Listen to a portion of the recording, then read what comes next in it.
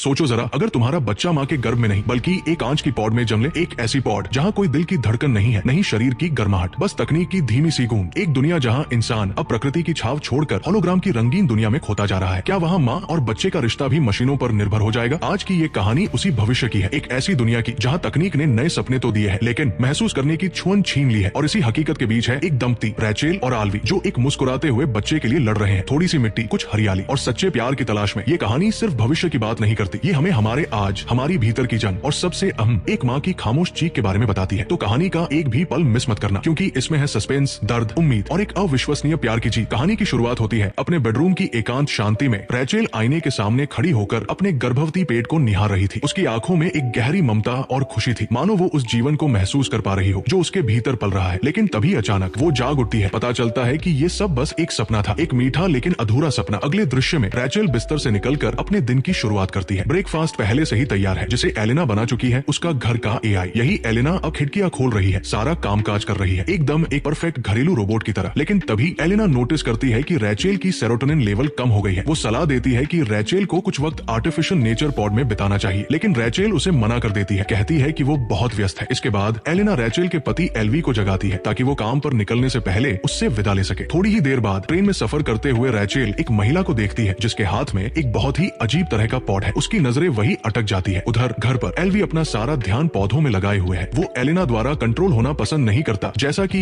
रैचेल के साथ होता है। एलेना के निर्देशों को लगातार मिस करता है, जिस वजह से उसका ब्रेकफास्ट भी देर से होता है। दफ्तर के अगले दृश्य में रैचेल अपने सहकर्मियों को एक नए कंट्रोल रोबोट से मिलवाती है जो जल्द ही कंपनी के क्लाइंट पोर्टफोलियो संभालेगा और एग्जीक्यूटिव असिस्टेंट्स की जगह लेगा। कर्मचारी चिंतित है, क्या वे अब अप्रासंगिक हो जाएंगे? लेकिन एक मैनेजर एलिस अपनी कॉर्पोरेट भाषा में उन्हें भरोसा दिलाती है कि उन्हें हमेशा जरूरत पड़ेगी। तभी एचआर हेड रैचेल को बुलाती है। वो उसे प्रमोशन देने का फैसला ले चुकी है, लेकिन उससे पहले कुछ सवाल किए जाते हैं। रैचेल समझाती है कि एल्वी एक बॉटनिस्ट है और इसी कारण उसकी आमदनी से ही ज्यादा घर चलता है, लेकिन वो अब तक कोई बच्चा प्लान नहीं कर रहे हैं। एचआर हेड मुस्कुराकर कहती है, ये तो तुम्हारा सबसे अच्छा साल रहा है, क्यों ना इस मोमेंटम का फायदा उठाकर बच्चा प्लान किया जाए। और सबसे चौंकाने वाली बात, कंपनी ने अभी हाल ही में वूम सेंटर को खरीद लिया है, यानी अब बच्चा पैदा करने की प्रक्रिया में भी कंपनी मदद करेगी। इसका मतलब खर्च का एक हिस्सा कंपनी कवर करेगी। ऑफिस लौटते ही रैचेल का नया रोबोट उसकी प्रोफाइल एलेना से ले लेता है और एक नेचर पॉड सेशन शेड्यूल कर देता है। इसी दौरान रैचेल को वॉर्म सेंटर से कॉल आता है, एक स्लॉट खाली हुआ है, वो चाहे तो जाकर विजिट कर सकती है। चौंकाने वाली बात ये थी कि वहाँ वेटिंग लिस्ट 2 साल लंबी होती है, इसलिए वो तुरंत हाँ कह देती है। लंच ब्रेक के वक्त रैचेल नेचर पॉड में जाती है। चारों ओर समंदर की आवाजें और पेड़ों की छाया, एक सुकून भरा माहौल। और वहीं उसे फिर से माँ बनने का सपना आता है। उधर स्कूल ग्रीन हाउस में एल्वी अपने छात्रों को ताजा फल खाने की अहमियत सिखाने की कोशिश कर रहा है, लेकिन बच्चे इसे घिनौना समझते हैं क्योंकि वे मशीन निर्मित खाने के आदी हो चुके हैं। शाम को रैचेल अपनी आउ थेरेपिस्ट एलाइजा से मिलती है। बातचीत में पता चलता है कि वूम सेंटर असल में एक ऐसी जगह है जहाँ एक दंपति बाहरी आर्टिफिशियल वॉर्म में बच्चा विकसित कर सकता है। इससे माँ को किसी भी हेल्थ रिस्क से बचाया जा सकता है और पिता भी बराबर की जिम्मेदारी निभा सकते हैं। लेकिन रैचेल अब तक एल्वी को इस अपॉइंटमेंट के बारे में नहीं बता पाई है, क्योंकि वो जानती है एल्वी एक प्राकृतिक गर्भावस्था ही चाहता है। एलाइजा उसे दिलासा देती है, अगर बच्चा पॉड में भी विकसित होता है तो भी वो पूरी तरह इंसानी बच्चा ही होता है, एक सामान्य गर्भ की तरह। इसके बाद रैचेल एलिस के साथ एक ऑक्सीजन बार जाती है। वहाँ एलिस उसे समझाती है कि एल्वी को बिना बताए अचानक बच्चा लाने से अच्छा है कि उसे अभी ही सब बताया जाए। पर जब रैचेल घर लौटती है और बात करने ही वाली होती है, एल्वी उसे अपने दिन के बारे में बताने लगता है और कहता है कि आजकल इंसान और प्रकृति के बीच दूरी बढ़ती जा रही है और ये समाज को बर्बाद कर रही है। ये सब सुनकर रैचेल चुप हो जाती है। गुरुवार को रैचेल अकेले ही वॉर्म सेंटर जाती है। वहाँ सबसे पहले उन्हें कंपनी के फाउंडर का एक वीडियो दिखाया जाता है, जहाँ वो बताते हैं कि उन्होंने ये कंपनी इसलिए शुरू की थी ताकि महिलाएं अपना करियर बना सके और गिरती बर्थ रेट को सुधारा जा सके। इसके बाद डायरेक्टर लिंडा सभी को टेक्नोलॉजी दिखाते हुए सेंटर का टूर करवाती है। इंक्यूबेशन रूम में वो एक पॉड खोलती है जिसमें एक बच्चा बढ़ रहा होता है। एक रोमांचक बात ये भी होती है कि माता पिता मोबाइल से बच्चे को अलग अलग तरह का म्यूजिक सुना सकते हैं और यहाँ तक कि क्या खाना है ये भी चुन सकते हैं। पॉड के साथ एक बेस आता है जो घर में कनेक्ट रहता है और ट्रैवल के लिए इसमें 48 घंटे की बैटरी होती है। रैचेल पूछती है, क्या बच्चा बाहर की दुनिया को सुन सकता है? लिंडा मुस्कुराकर कहती है, हाँ, और माता पिता को रोज उससे बात करनी चाहिए, इससे उसका विकास तेज होता है। टूर के बाद लिंडा रैचेल को कीमतें बताती है और कहती है कि अगर उसे स्लॉट चाहिए तो अभी ही डिपॉजिट देना होगा। शाम को जब रैचेल घर लौटती है, एल्वी बताता है कि उसे $8,700 की एक ट्रांजैक्शन नोटिफिकेशन मिली है। अब रैचेल के पास कुछ छिपाने को नहीं बचता। वो कबूल करती है कि उसने वॉर्म सेंटर के लिए पैसे भेज दिए हैं। एल्वी को गुस्सा आता है, इतना बड़ा फैसला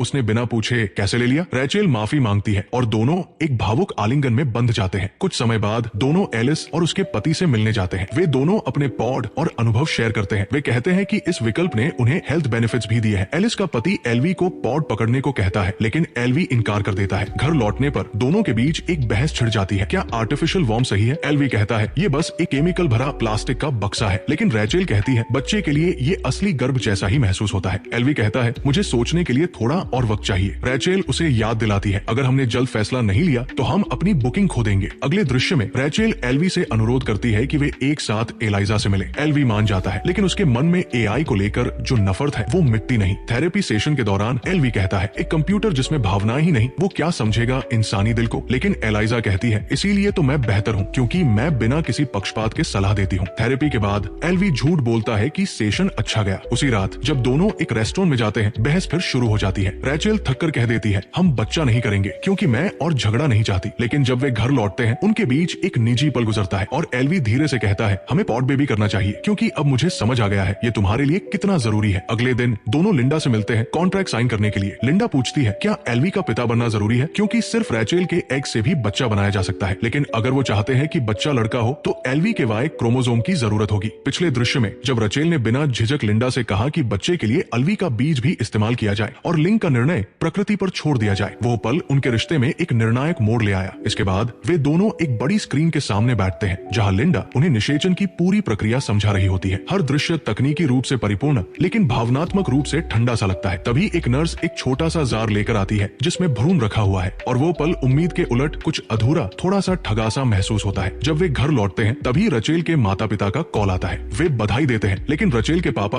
अचानक अलवी से कहते हैं शेल आइलैंड की जमीन बेच दो, बच्चे के लिए थोड़ा पैसा इकट्ठा हो जाएगा। ये बात सुनकर अलवी असहज हो जाता है। रचेल बात बदल देती है, छोड़ो ना ये सब, अभी जरूरत नहीं है। अगले कुछ दिनों में रचेल की निगाहें बस टैबलेट पर टिकी रहती है जो लैब में रखे हुए उस पॉड से जुड़ा हुआ है। वो हर वक्त देखती रहती है कि बच्चा ठीक है या नहीं, कौन सी म्यूजिक चलानी है, कौन सा साउंड बच्चे के लिए बेहतर होगा। इसी चक्कर में वो ऑफिस में और यहाँ तक कि किचन में भी बार बार ध्यान भटका बैठती है। एक रात अलवी थोड़ा रोमांटिक मूड में होता है, लेकिन रचेल हल्के से मना कर देती है, अभी नहीं, मुझे थोड़ा वक्त चाहिए, मैं अभी अभी गर्भवती हुई हूँ। समय बीतता है और अलवी जानबूझकर टैबलेट को नजरअंदाज करने लगता है। तब रचेल उसे कहती है कम से कम कोई म्यूजिक तो चुन लो, बच्चे से कोई मैसेज ही भेज दो। लेकिन अलवी साफ इनकार कर देता है, अभी बच्चा इतना डेवलप ही नहीं हुआ कि उसे कोई फर्क पड़े। फिर एक दिन रचेल लैब में अपने पॉड को देखने जाती है। जब वो उसे खोलना चाहती है तो नर्स उसे रोकती है। पहले 7 हफ्तों तक बच्चे को अंधेरे की जरूरत होती है। जब पहली बार धड़कन सुनाई देगी तब विंडो खुलेगी। रचेल वहाँ बैठ जाती है, पॉड को पकड़कर एक कनेक्शन बनाने की कोशिश करते हुए। कुछ समय बाद एक चौंकाने वाला सपना आता है। वो खुद को ऑपरेशन थिएटर में देखती है, बहुत प्रेग्नेंट। लेकिन जब ऑपरेशन होता है तो बच्चा नहीं बल्कि एक उबला हुआ अंडा निकलता है और तभी उसकी नींद खुल जाती है। ये सब तो सिर्फ एक सपना था। अगली बार जब वो एलिजा से मिलती है वो ये सपना बताती है, लेकिन एलिजा कहती है आजकल साइंस कहती है कि सपनों का कोई मतलब नहीं होता। पर जब रचेल जिद करती है तब एलिजा मुस्कुराकर कहती है ये सपना बताता है कि तुमने आर्टिफिशियल गर्भ की जो राह चुनी है वो शायद तुम्हारे मन के लिए सही है। कुछ हफ्तों बाद दोनों फिर लैब जाते हैं और पहली बार बच्चे की दिल की धड़कन सुनते हैं। नर्स छोटी सी खिड़की खोलती है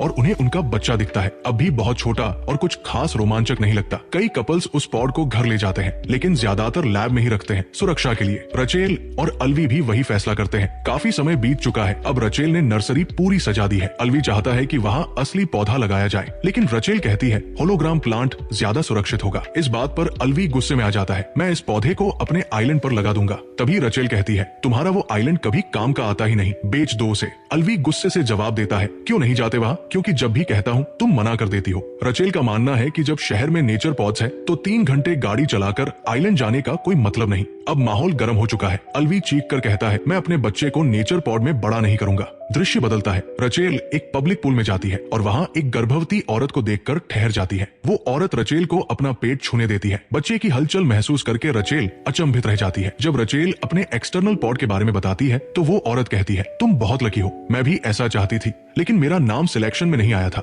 रात को अलवी घर आता है और देखता है कि रचेल ने पॉड बिना पूछे घर ले आई है। रचेल कहती है अब ये घर पर रहने का वक्त है, हमें इसके साथ ज्यादा वक्त बिताना चाहिए। वे दोनों उसे बेडरूम में सेट कर देते हैं। जब उनकी बिल्ली पास आने लगती है, रचेल उसे दूर ले जाती है। कुछ देर बाद वे करीब आने की कोशिश करते हैं, लेकिन अलवी रुक जाता है। मुझे अजीब लग रहा है, बच्चा हमारे पास ही है, भले ही विंडो बंद है। अलवी उसे उठाकर नर्सरी में ले जाता है। रास्ते में थोड़ा लड़खड़ाता है, पर सौभाग्य से पॉड गिरता नहीं। रात को पॉड से अचानक एक अजीब सी आवाज आती है। दोनों दौड़कर नर्सरी में जाते हैं। अलवी गुस्से में कहता है, तुमने बच्चे को खाना देना भूल गई हो। रचेल चिढ़कर जवाब देती है, ऐप तुम्हारे पास भी है, जिम्मेदारी बांटनी चाहिए। इसके बाद वे एक प्राइवेट स्कूल का दौरा करते हैं, जिसे रचेल की कंपनी ओन करती है, इसलिए ट्यूशन फीस का हिस्सा कंपनी देती है। स्कूल में अलवी देखता है कि सारे एक्टिविटीज रोबोट्स कर रहे हैं और बच्चे बस देख रहे हैं। तभी एक विदेशी माँ पूछती है, क्या इस स्कूल को बोर्ड ऑफ एजुकेशन से मान्यता मिली है? लिंडा जवाब देती है, सरकार अब एजुकेशन को फंड नहीं करती, अब सब कंपनियों पर निर्भर है। एक पिता कहता है, मैं एक पॉड बेबी से मिला था जो सपना नहीं देख सकता था। लिंडा कंफर्म करती है,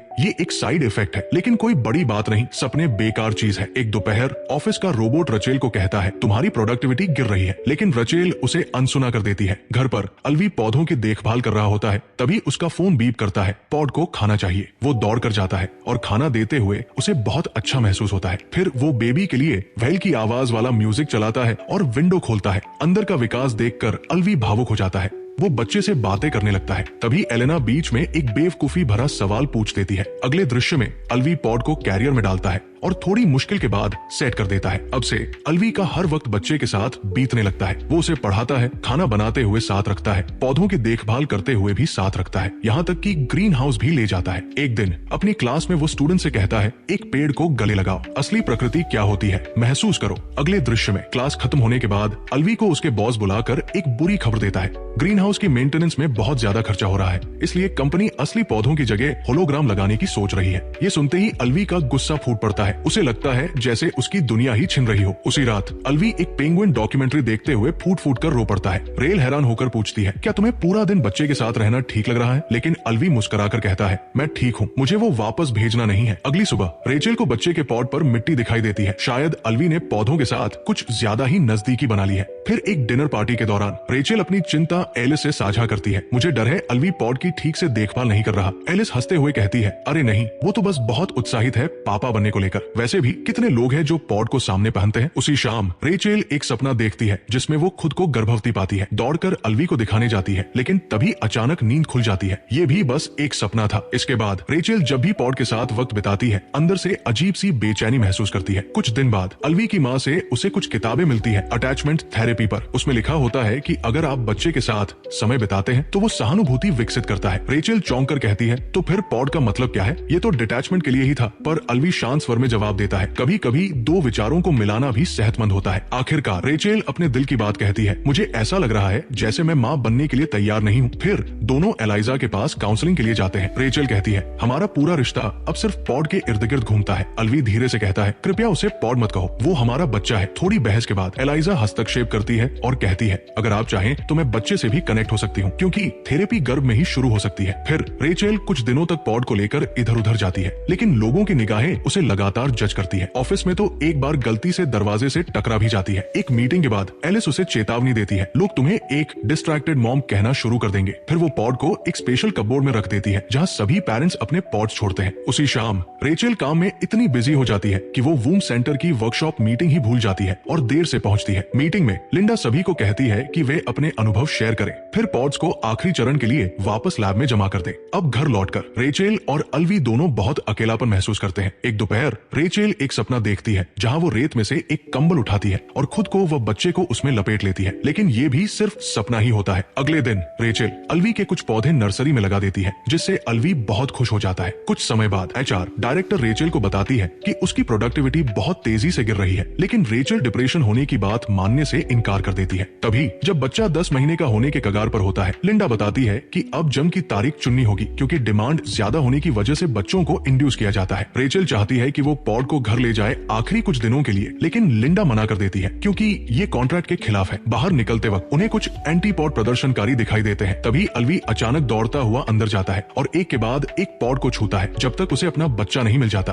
और फिर वो पॉड चुरा लेता है। उस रात रेचेल एक डरावना सपना देखती है जहाँ वो एक सुपरमार्केट से बच्चा खरीद रही होती है। घबराकर उठती है और अलवी को जगाकर कहती है, मुझे नहीं चाहिए कि हमारे बच्चे के पहले पल बूम सेंटर में बीते, हम उसे द्वीप पर जन्म देंगे। अगले दृश्य में वे लोग पॉड और अपनी बिल्ली के साथ द्वीप पर पहुंचते हैं, जंगल में टहलते हैं और पहली बार रेचल को असली प्रकृति से प्यार हो जाता है। लेकिन एक रात पॉड की बेस बंद हो जाती है, मतलब वूम सेंटर ने उनकी एक्सेस रिमोटली काट दी है। रेचल घबरा जाती है, हमें पॉड वापस ले जाना चाहिए, लेकिन अलवी कहता है ये तो ब्लैकमेल है और हमारे पास अभी भी 48 घंटे की बैटरी बची है। अगली सुबह पॉड से एक मधुर संगीत की आवाज आती है, बच्चा जन्म के लिए तैयार है। रेचल तुरंत ऐप में कोड ट्राई करने लगती है, लेकिन कोई भी काम नहीं करता। तब अलवी जोर लगाकर पॉड को हाथ से खोलता है, टुकड़ों में बांटकर। आखिरकार वे अपने बच्चे को अपनी गोद में लेते हैं, आंसू और मुस्कान के साथ। कुछ समय बाद रेचल पॉड के सारे हिस्से एक बॉक्स में डालकर कंपनी को डाक से भेज देती है, फिर अपने पति और बच्चे के साथ घर लौटकर चैन की नींद सोती है। The end dot. अगर आपको ये कहानी पसंद आई हो तो सब्सक्राइब करना मत भूलिए।